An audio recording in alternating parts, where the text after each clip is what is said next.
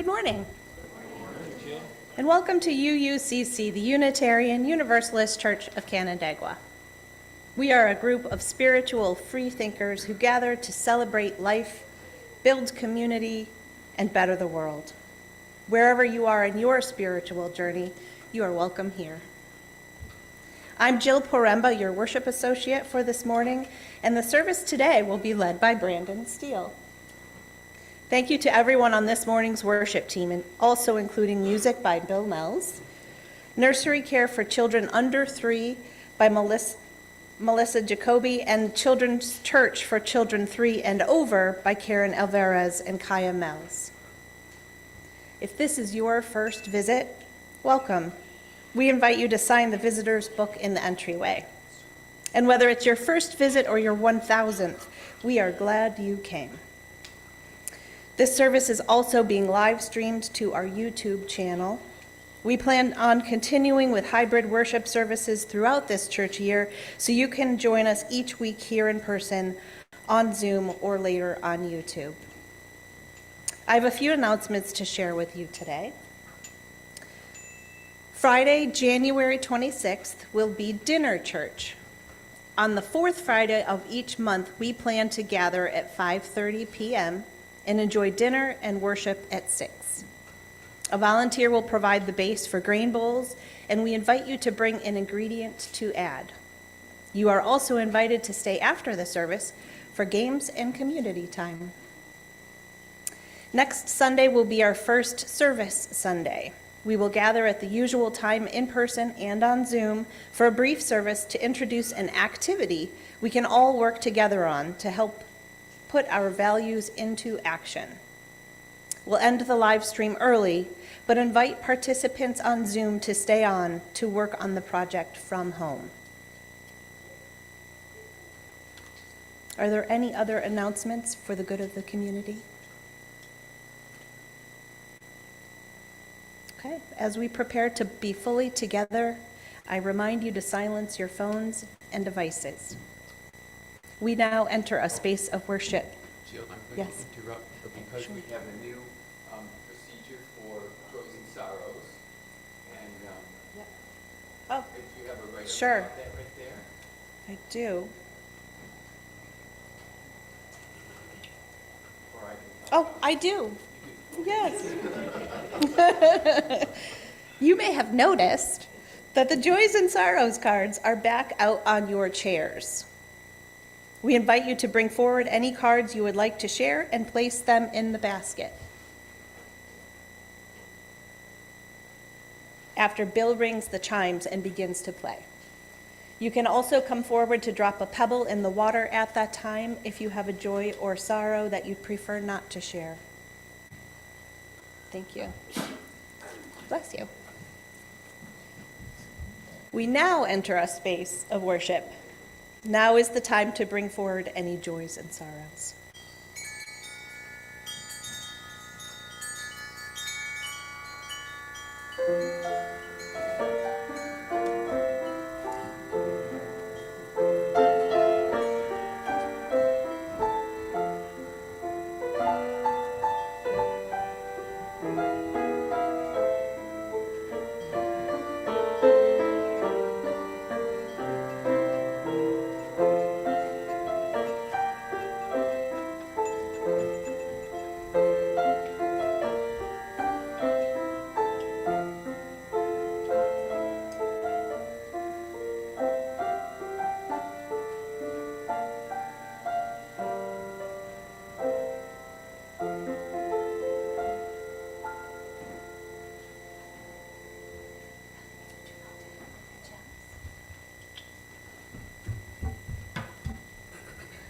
I invite you to join me in our chalice lighting words as the flame is lit. We gather this hour as people of faith with joys and sorrows, gifts and needs. We light this beacon of hope, sign of our quest for truth and meaning, in celebration of the life we share together.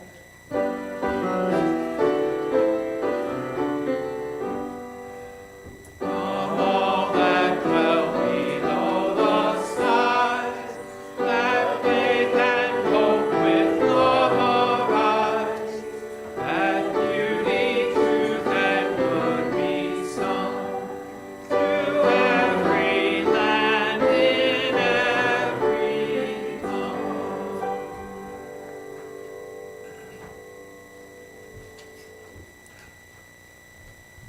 Good morning. It's a pleasure to be here with you today. I'm Brandon Steele, just one of the members of the congregation that gets to be up here to speak today. I wanted to start with a poem. Our theme this season is staying soft, and so the central focus of our sermon today is about a personal hero of mine, Mr. Rogers, Fred McFeely Rogers. And so I want to start with a poem, and then we'll sing a song that I think you all know. My voice has been a little bit back and forth. You can hum along if you like. It'll probably sound better that way. But this is a poem written by Mr. Rogers. I think I'm going to like today. I think I'm going to like today. I think I'll call it fine. I'll wrap it in ribbons and make it mine. I think I'm going to like today. It's very plain to see. I like every minute, and it likes me. Don't you agree? This is the nicest day in the neighborhood, the nicest day in the calendar, the nicest day in the hemisphere for me. I think I'm going to like today. It's been the best so far. I got it wishing on last night's star. I think I'm going to like today, and when today is through, I'll catch it and keep it as good as new.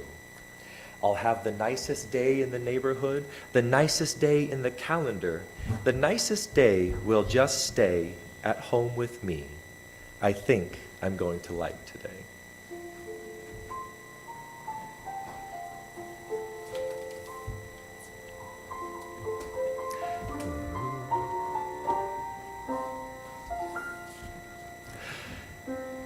It's a beautiful day in the neighborhood, a beautiful day for a neighbor. Would you be mine? Could you be mine? It's a neighborly day in this beauty wood, a neighborly day for a beauty. Would you be mine? Could you be mine? I have always wanted to have a neighbor just like you. I've always wanted to have a friend that you'd with you. So let's make the most of this beautiful day. Since we're together, we might as well say, would you be mine? Could you be mine?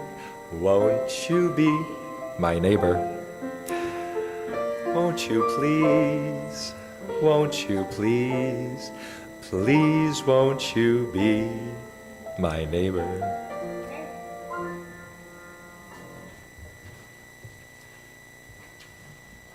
Our opening hymn this morning is number 311, Let It Be a Dance. Please rise as you're willing and able and join us.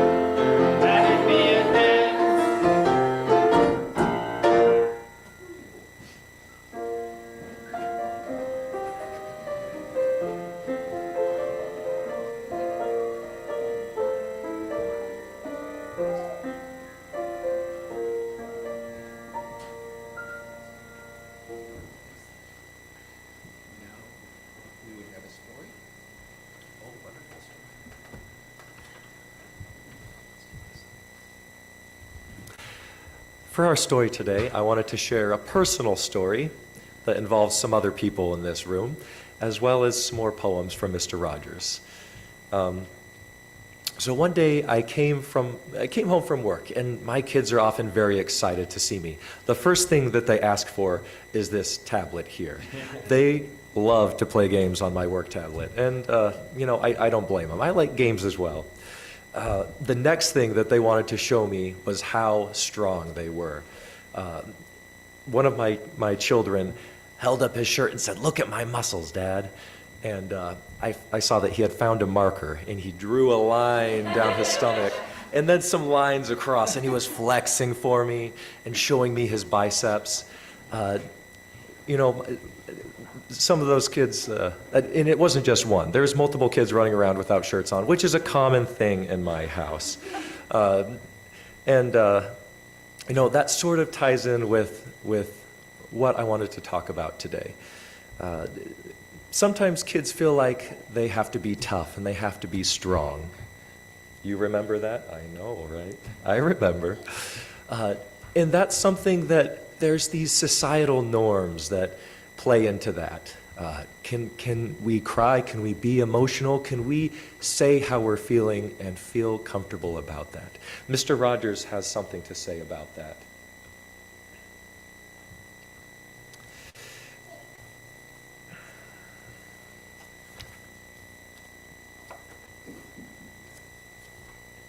I'm glad I'm the way I am.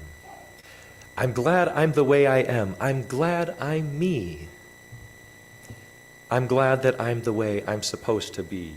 I like how I look. I like the way I feel. I feel that I have a right to be quite pleased with me. I'm glad I'm the way I am. I think I'm fine. I'm glad I'm the way I am.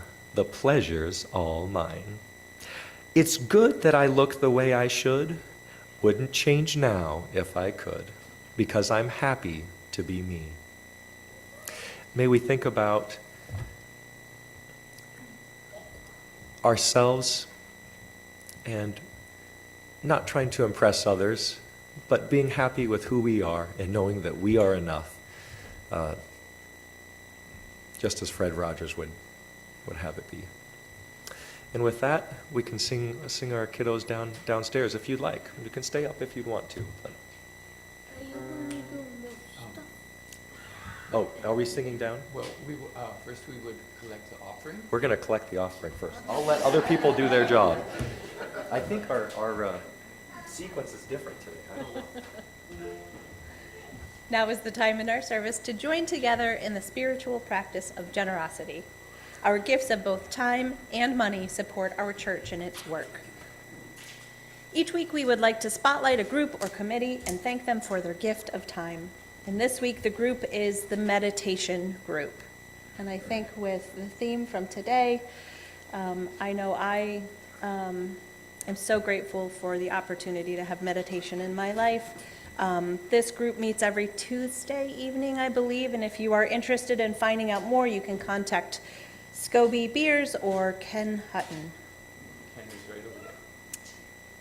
1/4 of our plate collection for the frozen season goes to the M.K. Gandhi Institute for Nonviolence, whose mission is to help individuals and communities develop their inner resources and practical skills needed to achieve a nonviolent, sustainable, and just world. You can give to this morning's offering by placing cash or a check into the basket or by one of the options on your screen. Please make a note that your gift is intended for today's offering. We now gratefully accept the offering.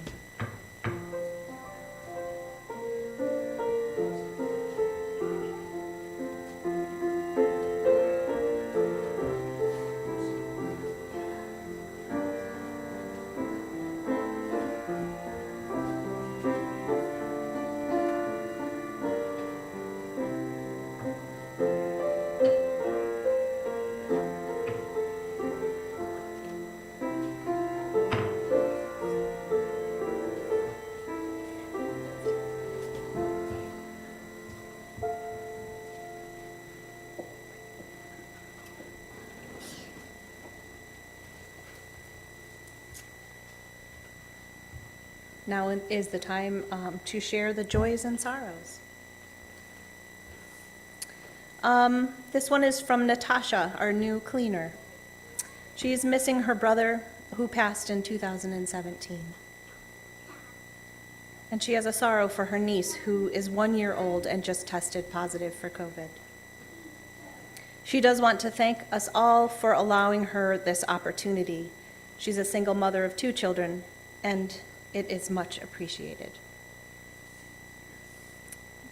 Karen would like to share that she is appreciating snowplows and sunshine and stew with crusty bread.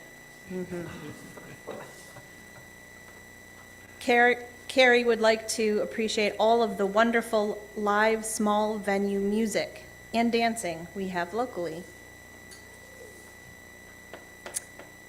And we just celebrated our 2nd wedding anniversary.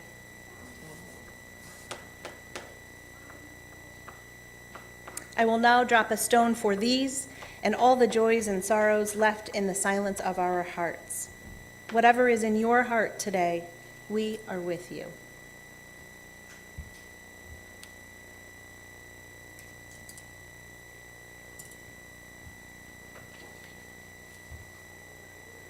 At this time, if there are any children who would like children's church or nursery care, please go downstairs with Kaya, Melissa, and Karen.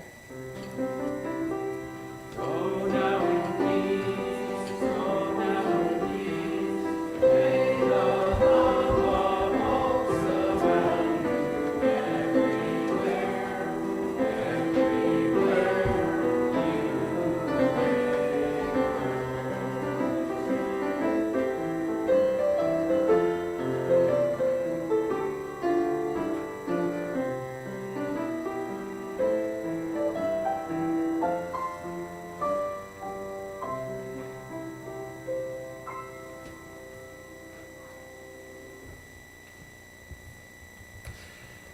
At this time, I'd like to lead us in a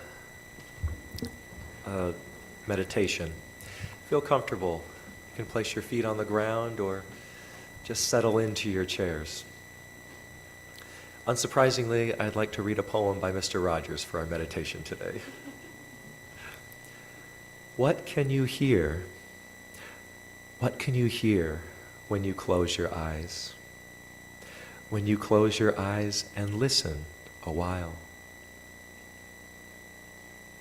Can you hear? Can you hear?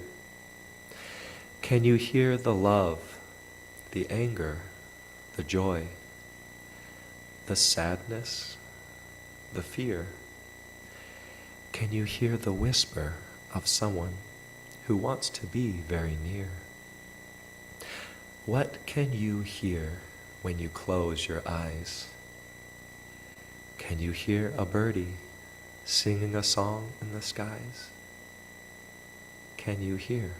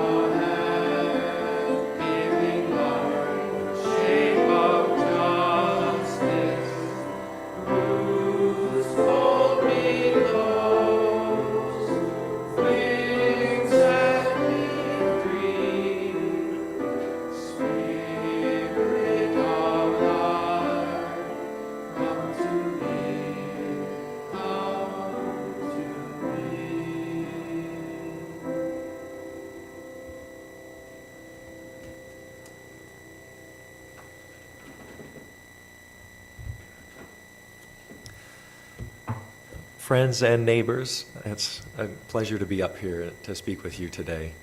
As I mentioned before, Mr. Rogers is someone that is important to me. I grew up watching his series. He had an incredible impact on the culture of our country, and it was counter to many of the messages that kids view on TV then and currently. He felt like he had a mission to share a special message that gave children the tools and equipment to cope with their feelings and understand that what they felt was important and meaningful. And that's something that all of us and our inner child can benefit from. Because even now, there's times when we feel scared, afraid, misunderstood, and knowing how to cope with that in a healthy way is the key to success. In a time where we have John Wayne's, not that John Wayne was a bad person, but the way he approached life was rough and tumble, and we can't show what we feel inside. Mr. Rogers made that something that was okay, and people across the country felt like that would be okay as well. I want to share a little bit about Fred Rogers' life. There's sort of a mystique surrounding the man. If you look him up online, you'll see that there's stories saying, well, Fred always wore those cardigan sweaters because he had tattoos down to his wrists. He was a sniper in the military, or there's interesting things out there. I don't know how much of that was true. It was hard to really nail it down. One thing that I found that some people were very confident that was true. Someone stole Mr. Rogers' car, and when they found all of his puppets and the chair that has Mr. Rogers' name in it, they brought it back with a note that said, "We're so sorry, we never would have taken your car if we had only known it was yours." Some people were, they swear by it. I don't know if that's true or not, but that tells you what the world thought of Mr. Rogers, that even the person stealing his car thought, this guy's too good. I don't think I could bring it. I can't take his car from him.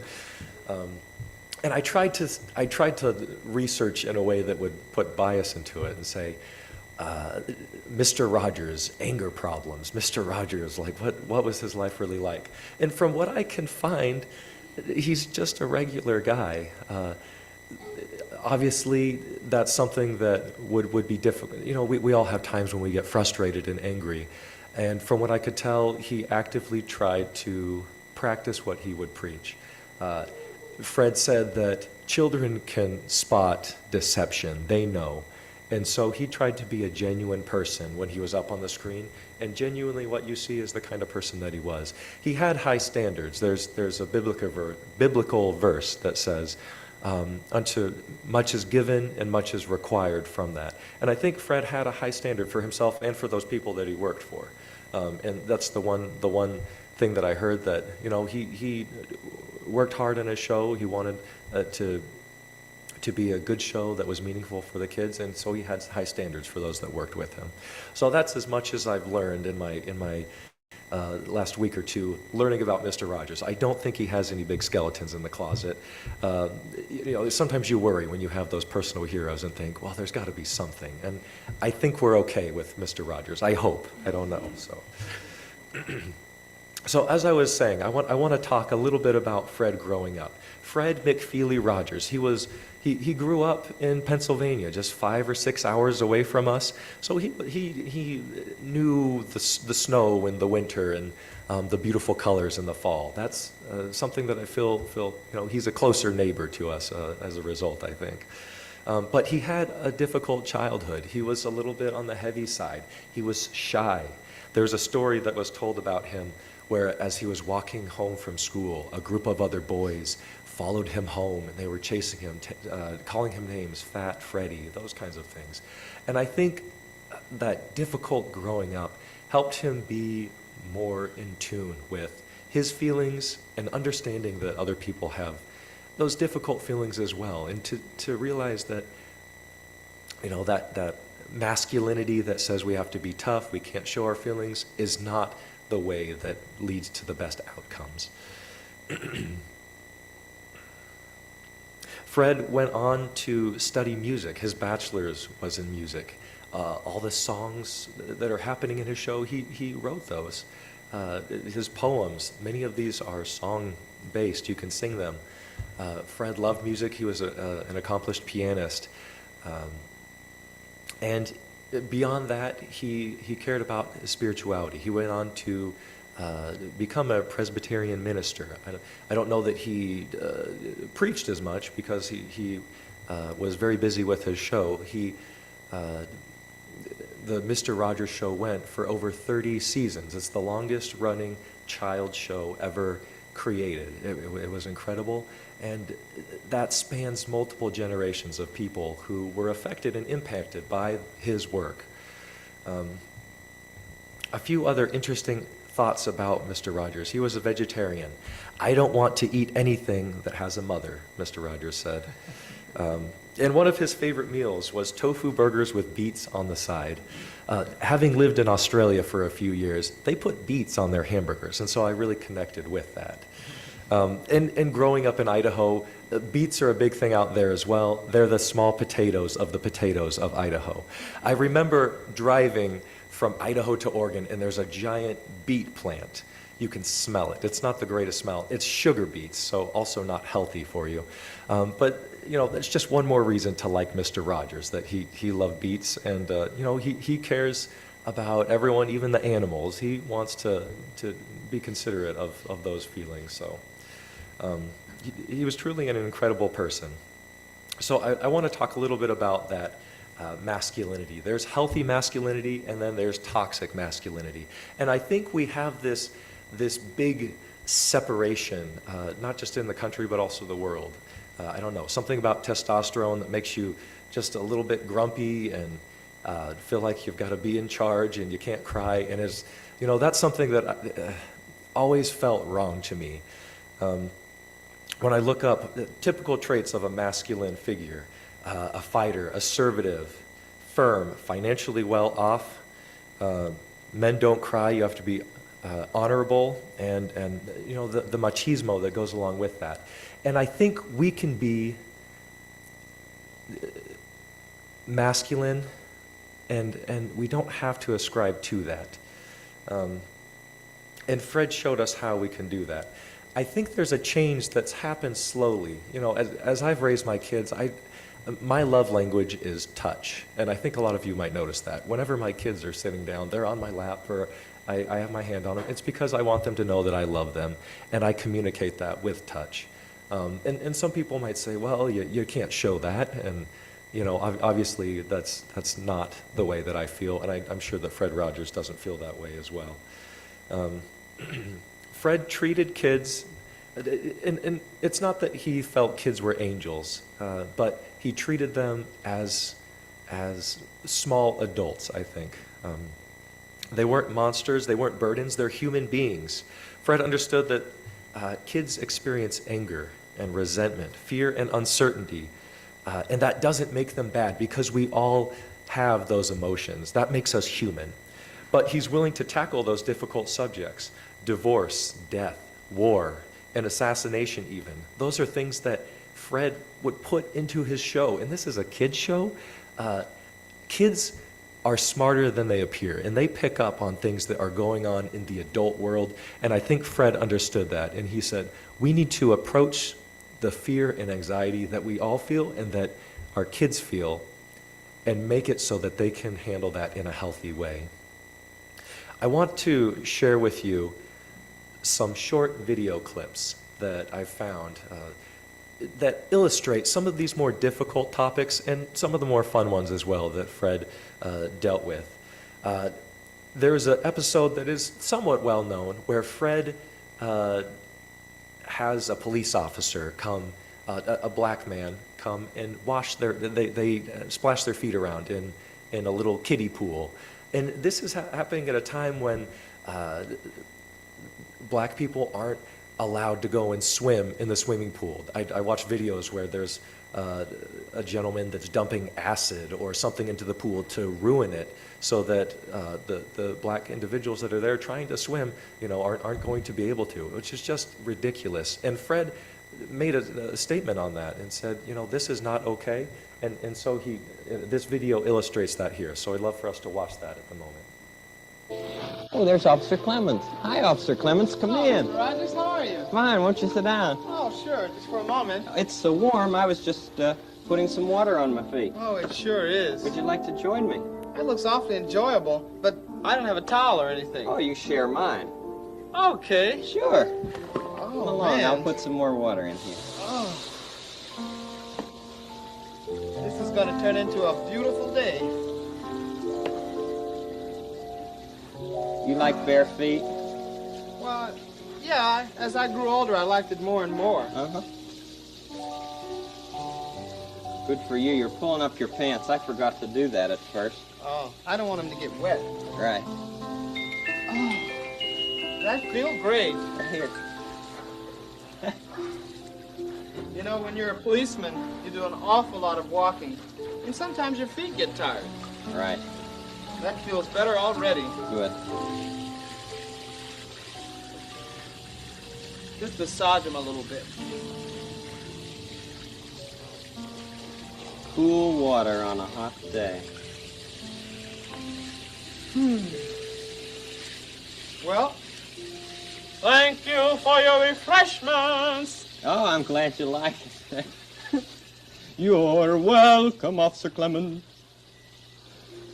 Shall we turn this off? Mm-hmm. Is that enough? Oh, that's fine. Well, that was so enjoyable. I'm sorry I couldn't stay longer. Well, I know how busy you are. But sometimes just a minute like this will really make a difference. There, that one's dry.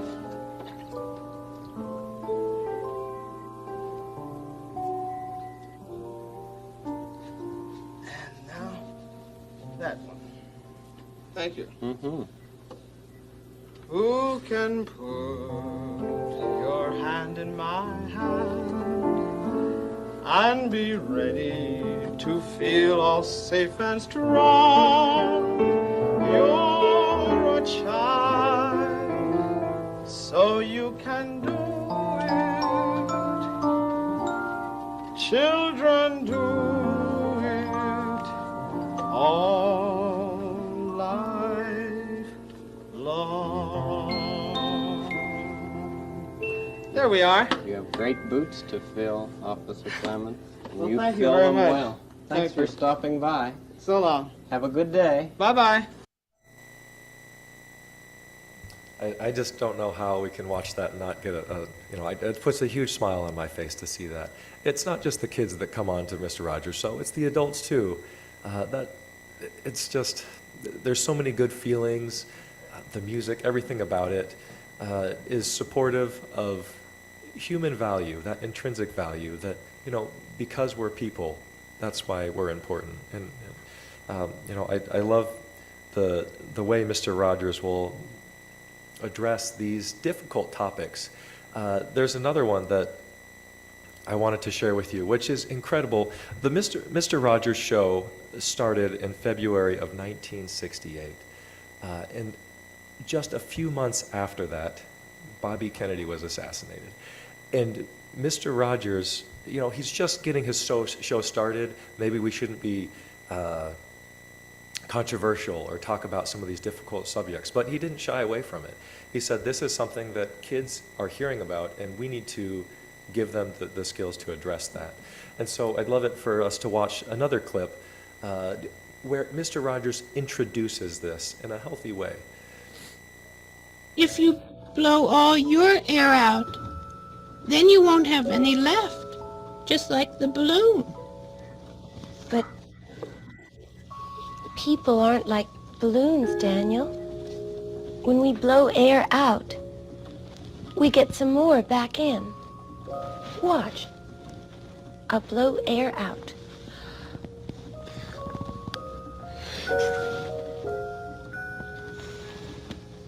Oh.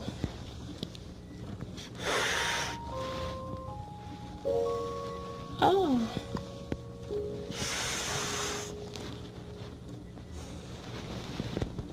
does assassination mean?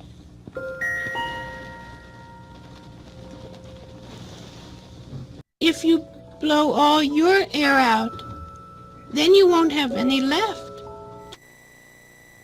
I love how he catches her off guard. They're just playing with a balloon, blowing it in and out. You know, kids love balloons and they love to play with them. And then he just brings it up. What does this mean? The woman's response is a little bit surprised, but she talks about it. You know, people are scared. They don't know what to think right now, and kids feel that same way. They see it, you know, they can see it in the adults around them.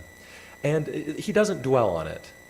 Mr. Rogers goes on, playing the character of Daniel Tiger, saying, you know, we can talk about it another time if you'd like, but that's something that it's okay to feel scared. I just feel like that was such a brave thing for Mr. Rogers to address something that was pertinent at the time, and clearly the children there's many children that must have had questions at that time. I wasn't around it then, but I can't imagine it not affecting the culture and the feeling of the country, having something like that happen. Beyond these difficult topics that Mr. Rogers addresses in his films, he was also a strong advocate for the funding for the series that he has. I've always thought, you know, Mr. Rogers must have been so woke. The next video clip that I have is Mr. Rogers testifying before Congress, where Congress, of course, is trying to figure out where to cut the budget. You know, where can we save some money? And of course, they're looking at the PBS, publicly funded broadcasting. And so Mr. Rogers went before Congress and said, the things that we teach are important and vital for our kids. And so as a result of his testimony, and I'm sure other people that felt the same way, Congress was able to continue funding that. But you know, what, the government paying money to make a kids show, like, who would think of such a thing? Obviously, I think that's important, where we should, our state should help support the growth, the education, and the emotional education of our kids. So we'd love for us to watch this clip as well and get a feel for how he felt outside of his show. Refer Fred Rogers to Superman, I Spy, Batman, Thunderbird, even Perry Mason and Merv Griffin. Mr. Rogers' estimated 99,600 homes with kids 2 to 11 represents a third of that audience. The show reaches an estimated 113,000 homes for an overall rating of 4 and a share of 10. Mr. Rogers is produced by Pittsburgh WQED TV. Now, Mr. Rogers is certainly one of the best things. Then we'll just skip up to his testimony here. Just the way you are. And I feel that if we in public television can only make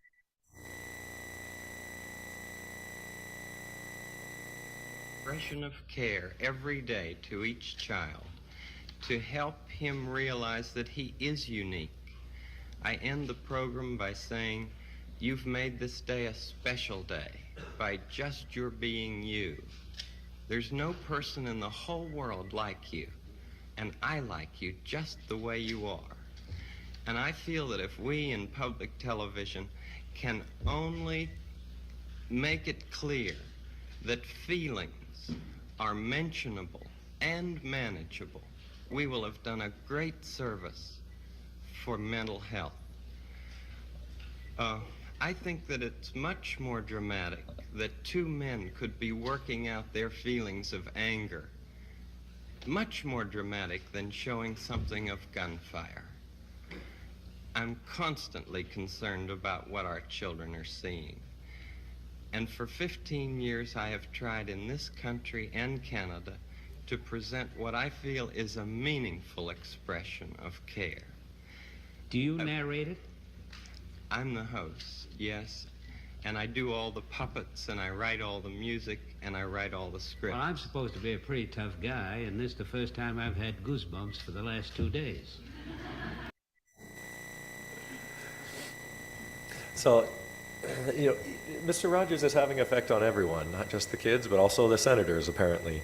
I like that very first clip. In Boston, they prefer Fred Rogers to Batman, Superman, and Thunderbird. You know, these are all superheroes that we would think, you know, what kid doesn't want to have superpowers? But apparently in Boston, the kids cared more about the subject matter that Fred brought up. They felt like it was pertinent, and I have to agree with those kids as well. I like when Fred says feelings are mentionable and manageable. There's healthy and unhealthy ways to handle how we feel, whether we're a child or an adult, and that's something that we continue to learn and grow throughout our lives. I think most of us have times where our emotions feel like they get the best of us. And that's okay. It's okay to be in a red zone and feel like we have trouble getting back to that green zone. And you know, hopefully every day we progress and we do a little better about our emotions and how we're feeling. And you know, maybe watching some Fred Rogers reruns might help with that too. So the last clip that I want to share with you is something that I just think is really cool. Apparently Fred Rogers does breakdancing.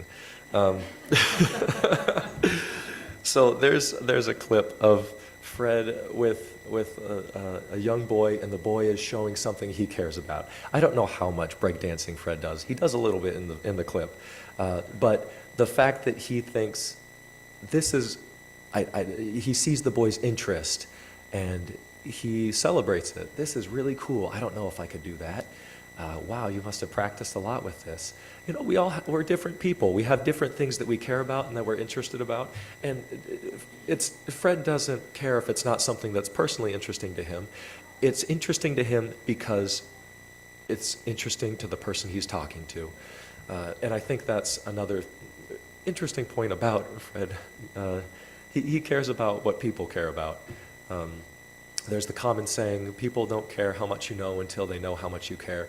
I don't know where that started, but I feel like Fred probably was one of the first people that made people think about, you know, maybe there's some truth to that. So, and with that, we can show our breakdancing clip here and see how it goes. What is it that you like to do in breakdancing? Well, I like to do waving. Waving? Uh-huh. Well, show me how you do that. All right. Just move your body slowly like that. Move it slowly. Yeah. Like as if there's a wave going the whole way through your body? Yeah. Let me see. Yeah. Then make it come back, huh? Yeah. See? That's really nice. What else do you like to do? Moonwalking. Moonwalk? Mm-hmm. How do you do that? All right, put your foot like this. Like that. Then you push back. Then you push back. Yeah, like that. You got it? Yeah. I think it's hard. Yeah. Yeah. Let me just see you do it yourself, the moonwalking. Right. That is really nice. There we go. There's another YouTube clip that has the full video there. I think they must have had some copyright things because they put a different rap song in while the boy is dancing. It's not appropriate to share here, I don't think.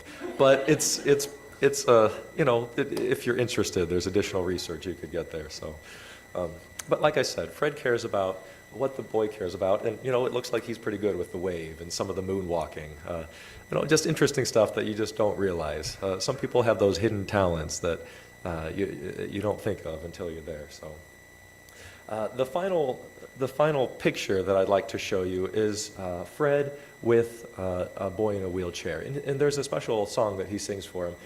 We won't show the actual video. I'll read to you what Fred sings, though. These are the words in poem form here. And being an occupational therapist myself, this is what my career is centered around. I work with people who have physical or mental limitations, and they're trying to get through the day. They're trying to do things to help themselves be more independent and to help other people. You know, we all deserve dignity to feel like, regardless of what we can contribute or accomplish, you know, we don't have to work and contribute to society to have value. And I think that Fred highlights that when he's with this child here. So this is the poem in song form that Fred sings there. It's you I like. It's not the things you wear. It's not the way you do your hair, but it's you I like, the way you are right now. The way down deep inside you. Not the things that hide you, not your toys, they're just beside you, but it's you I like. Every part of you. Your skin, your eyes, your feelings, whether old or new. I hope that you'll remember, even when you're feeling blue, that it's you I like. It's you yourself, it's you I like. And I hope that we can take that message with us, that it's not anything about us, it's us, what's inside of us that is important and valuable. And think of Mr. Rogers and his, and the message that he tried to live and he tried to teach throughout his life. In conclusion, I hope that we can love ourselves and care about each other as much as Mr. Rogers would have for us. His show isn't airing anymore. There's the Daniel Tiger series if you want to watch something that's inspired from it. So it's not just those 31 seasons that showed. They've continued it on because what he had to teach was important and valuable for all of us. And with that, I think we're ready for our love song, Bill. Okay.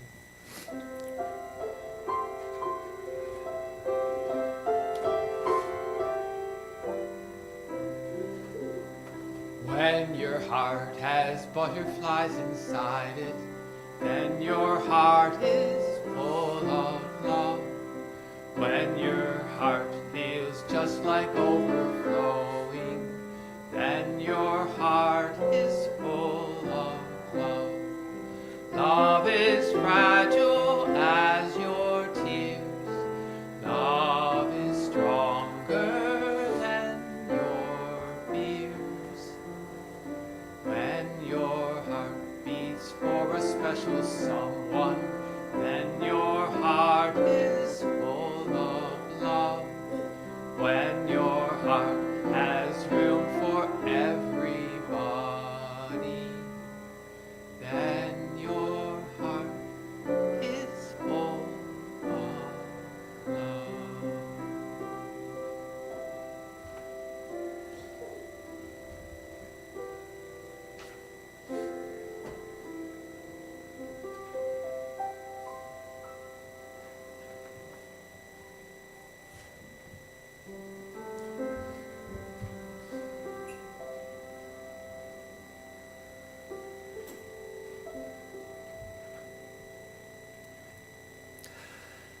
It's such a good feeling to know you're alive.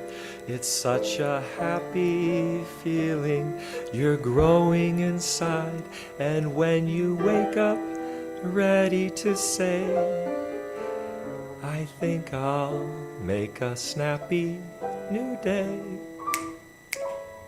It's such a good feeling, a very good feeling.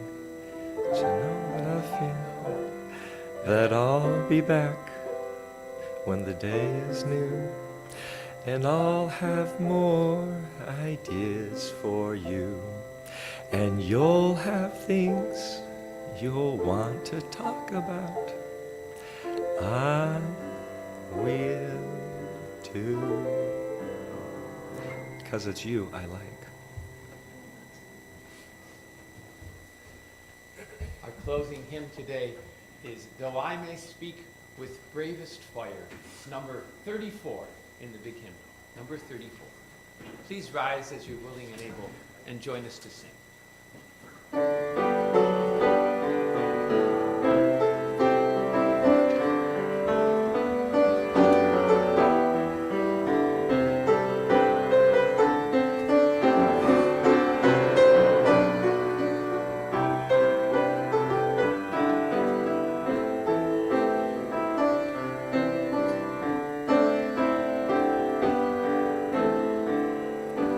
Though I may speak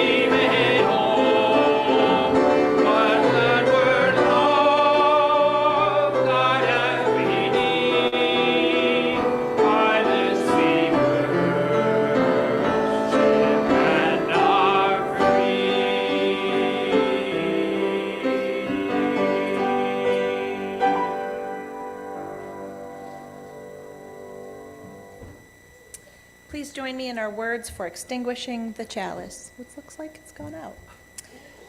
We extinguish this flame, but not the light of truth, the warmth of community, or the fire of commitment. These we carry in our hearts until we are together again.